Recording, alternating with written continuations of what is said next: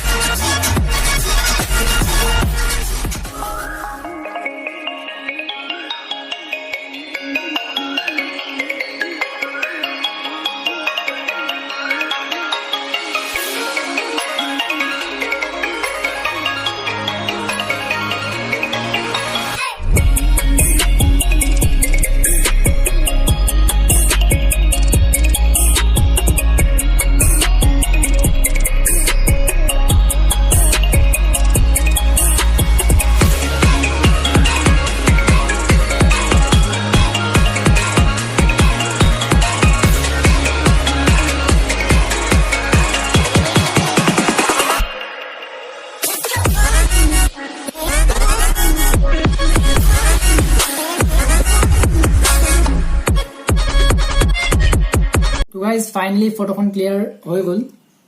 আপোনালোকক মই এবাৰ বেক কেমেৰা ভালদৰে দেখাই দিম। তো গাইজ আৰু কেইখনমান স্কেটছ আধৰুৱা হৈ আছে, তো আপোনালোকক মই এবাৰ দেখাই দিছোঁ, চাই লওক। তো গাইজ এইখন আপোনালোকে চাই লওক, এখন বোম স্কেটছ। তো কালাৰ পেঞ্চিলেৰে কৰিছিলোঁ। তো প্ৰায় 7 দিন গুচি গ'ল, আৰু 2 দিনমান লাগিব। তো চাই লওক আপোনালোকে।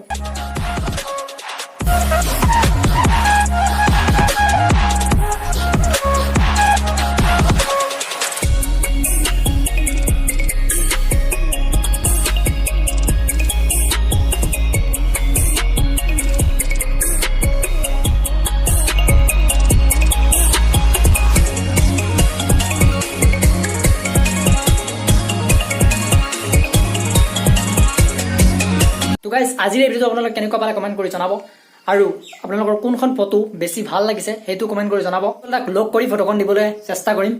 তো গাইজ বহুতে এটা কমেণ্ট কৰি আছে যে আউটলাইনৰ ওপৰত ভিডিঅ' লাগে। তো নেক্সট ব্লগত আপোনালোকে আউটলাইনৰ ওপৰত ভিডিঅ' পাব। অকল আউটলাইনৰ ওপৰতে নহয়, একদম A to Z পৰ্ট্ৰেট এখন কেনেকৈ বনায় গোটেইখিনি বস্তু মই আপোনালোকৰ আগত শ্বেয়াৰ কৰিম। তো তাৰ কাৰণে আপোনালোকে যদি মোৰ চেনেল ছাবস্ক্ৰাইব কৰে তেনেহ'লে চেনেল ছাবস্ক্ৰাইব কৰি লওক আৰু কাষত থকা বেল আইকনটো প্ৰেছ কৰি ল'ব। গাইজ আজিলৈ ইমানেই আছিল, বাই বাই।